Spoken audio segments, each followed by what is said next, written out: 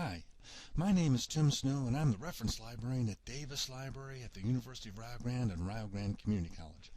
Today I'm going to show you how to find articles using Davis Library's Selected Resources LibGuide. This is Davis Library's homepage. Now if I click on the little Rio Grande logo, that's going to take us to Rio Grande's homepage.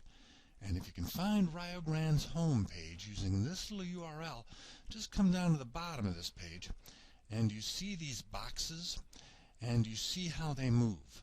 You want the library box. This is Davis Library's homepage. Great things we hope that you explore. But do you see the LibGuides? Lib as in library. That's what I want. I click right here, all kinds of great stuff. We hope that you look at them. But do you see the one that says Davis Library Selected Resources? That's the one you want. I click right here, all kinds of great information. It opens into a welcome page, including giving you information on how to access these OhioLink databases off campus, as well as a nice ref desk at rio.edu email. If you're not in the library, you have a question, email us here and we will get a quick answer to your question. I'm going to scroll back up. I'm going to skip reference. I'm going to skip books. I'm going right into articles and periodicals and journals. And we have this one database called Academic Search Complete, a little bit of everything, great starting place. And there's some nice notes here. We hope you take a look at them. But we have two links. The first is when you're on campus. The second is when you're off campus. I'm in the library today, so I'm on campus. I'm going to click right here. And here I am in Academic Search Complete. Usually before I do anything, under search options and limit my results, I always ask it for the full text. The whole article's right there. Depending on what I'm working on, I sometimes ask it for the scholarly, for the peer-reviewed. These are the cream of the crop in terms of academic journals. I'm not going to do that right now, but I definitely will limit it to full text. Suppose we're interested in books on dogs and cats. I type in dogs and cats, and please notice that I'm using that "and" word as a Boolean operator.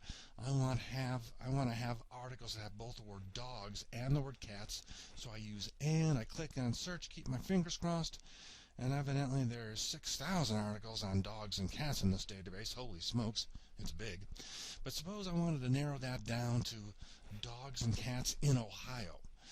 Again, up here in the search box, I'm not going to type little words like "of," "in," "the," but I'm going to, again, go for dogs and cats and Ohio. Again, I'm using those "and" words to kind of narrow down my search there a little bit. I click on search, and I come up with 63 citations. That's certainly narrowed it down. Let's take a look at number 4 as an example, frequency of lost dogs and cats. I click right here on the title. When I click on the title, here comes full bibliographic information. It's in something called Animals, the June 2012 issue of this. A nice abstract, a nice description of the article. That'll give me a lot of information. And do you see where my PDF full text is right over here? I'm going to click on that PDF full text link.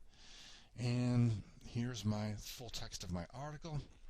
I'm going to go back to detailed record. I'm going to go back to my full citation. Do you see my tools on this side?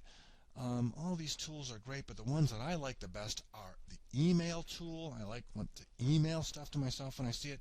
And I also like the citing tool. I know on campus APA and MLA are popular. Here's what it should look in APA style format, and I scroll down. Here's what it should look in MLA. I'm going to scroll up a little bit. I like to have a Word document open when I'm doing my research, so if I see something I think I can use, sometimes I can copy and paste that citation, theoretically how it should look in APA style format, right into my Word document. There's the beginning of my bibliography. Now, can I trust these computer-generated citation machines? Well, it would be best if I knew what APA was and how it should look, so I could look at that citation with kind of an open mind. But you know, the basic information is there. I'm going to close that citation tool. The other one I like is permalink or persistent link. Sometimes it's nice to copy and paste a link into an email, into a Word document that I can come back to in the future. Click on that link and have this full citation with the full text pop open. That's nice. So that permalink and persistent link is nice as well. I'm going to close this. I'm going to go back to my result list, and these are my titles again. Remember, when I typed in dogs and cats in Ohio, I got 63 things, but remember, I limited this to full text. Now, how about if I limit these 63 citations to scholarly? Out of these 63, how many do we think are going to be scholarly in nature? I predict it's going to be 43. I'm going to click this box right here. And, ooh, gosh, evidently, when I type in dogs and cats in Ohio and limit to full text, I find 63. But when I limit to scholarly, I find 43. So most of these are considered scholarly in nature.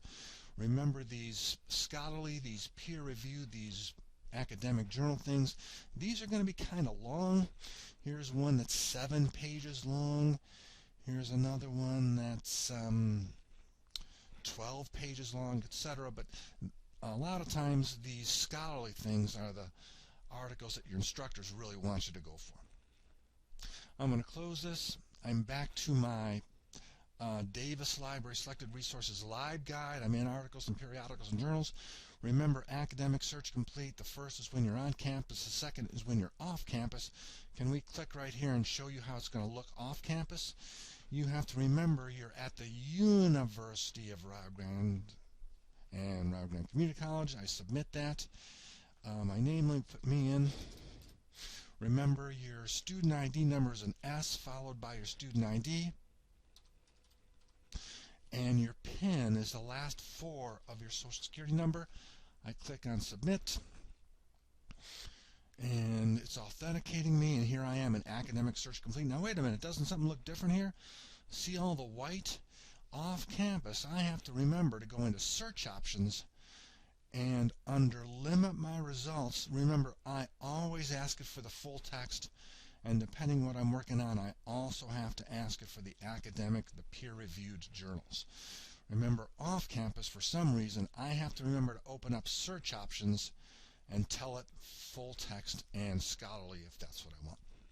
I'm going to close this. Now, Academic Search Complete is great, but we have these other popular Rio Grande databases that index other areas, and these are the other databases that you'll be using as your academic career progresses. This is where the professional literature is, and we hope that you use that to remain current in your field after you graduate and start that professional career. Again, my name is Tim Snow. Good luck, and goodbye for now.